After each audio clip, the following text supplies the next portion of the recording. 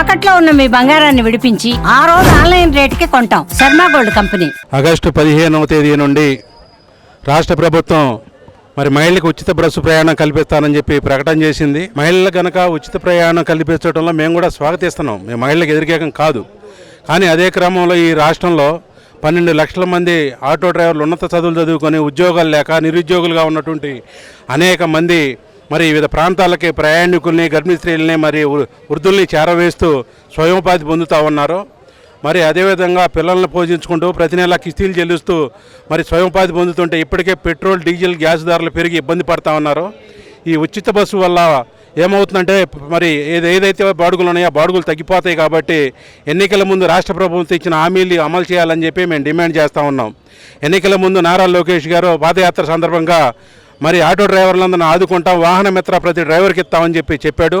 అదేవిధంగా వాహన మిత్ర ప్రతి డ్రైవర్కి 25,000 రూపాయలు ఇవ్వాలని, అట్లాగే వాహనాల మీద వేసినటువంటి ఫిట్నెస్ ఛార్జీలు ఏవైతే ఉన్నాయో ప్రైవేట్ వాళ్ళకి ఇచ్చారో ప్రైవేట్ వాళ్ళకి ఇవ్వడాన్ని రద్దు చేసి ప్రభుత్వం నిర్వహించాలని, అదేవిధంగా ఈ రాష్ట్రంలో ఉన్నటువంటి ఆటో కార్మికులకి పార్కింగ్ స్థలాలు, పట్టణాల్లో పార్కింగ్ స్థలాలు ఏర్పాటు చేయాలని, మిగతా సమస్యలు కూడా పరిష్కరించాలని చెప్పి ఈ రోజున రాష్ట్ర వ్యాప్తంగా కూడా అన్ని జిల్లా కేంద్రాల్లో కలెక్టర్ గారికి మెమోరాండం ఇవ్వడం జరిగింది. దాంట్లో భాగంగా ఈ కలెక్టర్ గారికి కూడా మెమోరాండం ఇవ్వడం జరిగింది.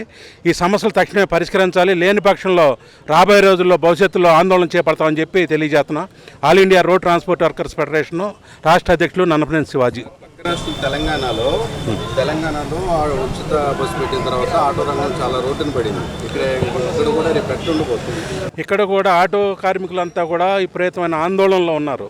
ఎందుకంటే ఉచిత బస్సు ప్రయాణం కనుక పెడితే ఇప్పుడు మహిళలే ఎక్కువ శాతం ఈ ఆటోలకు ఎక్కుతూ ఉంది. మా బాడుగులు ఉండవు అనే దాంట్లో ఆటో కార్మికులంతా కూడా ఆందోళనలో ఉన్నారు. దాన్ని పరిష్కారం చేయాలి రాష్ట్ర ప్రభుత్వం. ఏదైతే పెట్రోల్, డీజిల్ మీద యాటు విధించారో, అవి జియో నెంబర్ 21 లాంటివి తీసుకొచ్చి అన్ని రకాల ఫీజులు, పెనాల్టీలు పెంచారో అవి రద్దు చేసి ప్రత్యామ్నాయ ఉపాధి కూడా ప్రతి సంవత్సరం 25,000 రూపాయలు వాహన మిత్ర ద్వారా ఇవ్వాలని చెప్పి కోరుతున్నాం. ప్రభుత్వం ఎన్నికల ముందు మాకు వాగ్దానం చేసింది ప్రతి ఆటో డ్రైవర్కి వాహన మిత్ర ఇస్తామని చెప్పి. కానీ సంవత్సరం దాటినా ఇప్పటికి నేటికి ఎక్కడ కూడా ఆటో కార్మికులకి అది అమలు కాలేదు ఈ రాష్ట్రంలో. తక్షణమే వాహన మిత్ర పథకం అమలు చేయాలని చెప్పి కూడా మేము డిమాండ్ చేస్తాం.